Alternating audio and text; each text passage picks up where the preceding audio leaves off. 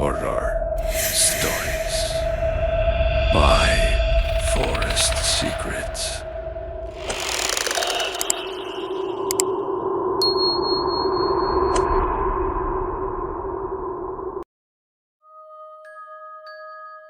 May isang kalsada sa Metro Manila na araw-araw dinadaanan ng libu-libong sasakyan. Ang kalsadang saksi sa hindi mabilang na aksidente, trahedya at misteryosong pagkawala ng mga tao. Ngunit ayon sa mga truck driver, taxi driver at mga motorista, hindi lahat ng nakikita mo sa C5 Road ay buhay. Dahil kapag sumapit na ang 12:00 ng hating gabi, may mga nilalang na bigla na lamang tatawid ng daan. At kapag huminto ka para tulungan sila, baka hindi ka na makauwi ng buhay.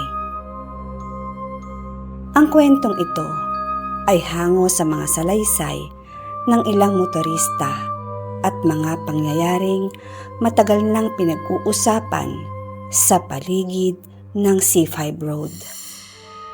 Ikaw, kaya mo bang tapusin ang kwentong ito nang hindi lumilingon sa likuran mo? Ang kababalaghan sa C5 Road. Ang pangalang itatago natin ay Mark. 3 taon na siyang nagtatrabaho bilang delivery driver sa Metro Manila. Halos kabisado na niya ang bawat sulok ng lungsod. Ngunit sa lahat ng rutang kanyang dinadaanan, may isa siyang iniiwasan, ang C5 Road. Hindi dahil sa trapiko, hindi dahil sa dami ng aksidente, kundi dahil sa isang bagay na nakita na niya roon. Isang gabi, 12:00 na yon, galing si Mark sa isang delivery sa Pasay. Wala nang gaanong sasakyan sa kalsada. Tahimik ang paligid. Ang tanging maririnig lang ay ang ugong ng makina ng kanyang van. Habang binabaybay niya ang C5 Road, napansin niyang tila kumapal ang hamog. Kakaiba iyon. Hindi naman umuulan ng mga oras na yon. Biglang nag-ring ang kanyang cellphone. Kasamahan niya sa trabaho ang nasa screen. "Nasaan ka?" Ang tanong ng kanyang kasama. "Nasa C5 Road." Sagot naman niya. May ilang segundong katahimikan. Pagkatapos ay sinabi ng kanyang kasama, "Mag-ingat ka. May nabangga raw dyan kanina." Hindi na lamang siya sumagot at ipinagpatuloy na niya ang pagmamaneho. Ilang metro pa lang ang kanyang nararating nang may makita siyang isang babae sa gilid ng kalsada. Nakaputi ito ng damit, mahaba ang buhok at nakatayo lamang. Akala niya ay isang taong nangangailangan ng tulong. Ngunit nang malapit na siya, ay napansin niyang wala itong sapatos at ang damit nito ay parang basang-basa ng dugo. Bigla siyang kinilabutan. Tinapakan niya ang silinyador. Ngunit bago siya tuluyang makalayo, ay narinig niya ang isang malakas na katok sa likuran ng kanyang van. Parang may gustong pumasok at sumilip siya sa side mirror. Wala na siyang nakita. Makalipas ang ilang segundo, ay may isa na namang kumatok. Ngunit sa pagkakataong iyon, sa bintana na niya, kumatok sa mismong tabi niya. Paglingon nga niya, ay wala naman siyang nakitang tao. Nagsimula nang tumayo ang kanyang mga balahibo.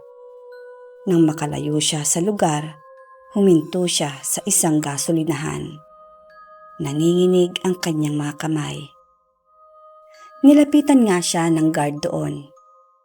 "Boss, ayos ka lang ba?" tanong niya. Tumango lang siya, ngunit ang sumunod na sinabi ng guard ang nagpabago sa kanyang buhay. "Boss, sino yung kasama mong babae?" Nanlamig ang kanyang katawan. "Wala akong kasama," sagot naman niya. Sigurado siyang mag-isa lang siya. Napatingin ang guard sa likurang bahagi ng van. "Nakita ko kanina, may babaeng nakaupo sa likod mo," ang sabi ng guard. Hindi na nagsalita si Mark. Agad siyang umalis. Pagdating niya sa bahay ay napansin niyang may bakas ng putik sa likuran ng van. Hindi lang isang yapak, kundi maraming yapak. Maliit, parang paa ng isang babae. Mula nga noon ay hindi na siya dumaan sa C5 Road ng mag-isa. Ngunit hindi pa doon nagtapos ang lahat. Makalipas ang ilang buwan, may isa na namang pangyayari. Kasama na niya ang kanyang helper. Bandang 12:00 ng gabi, habang binabaybay nila ang parehong lugar, may isang lalaki ang biglang tumawid. Mabilis siyang nagpreno, ngunit wala silang nabangga. Bumaba ang isa sa kanila. Walang taong nakita. Habang nagkahanap sila, napansin ng helper ang isang matandang babae, nakaupo sa ilalim ng puno. Tahimik lamang. Lumapit sila at tinanong, "Lola, may nakita po ba kayong tumawid?" Ang tanong nila. Unti-unting itinaas ng matanda ang kanyang ulo. Ngumiti ito at saka sinabing, "Hinahanap niyo ba yung matagal ng patay?"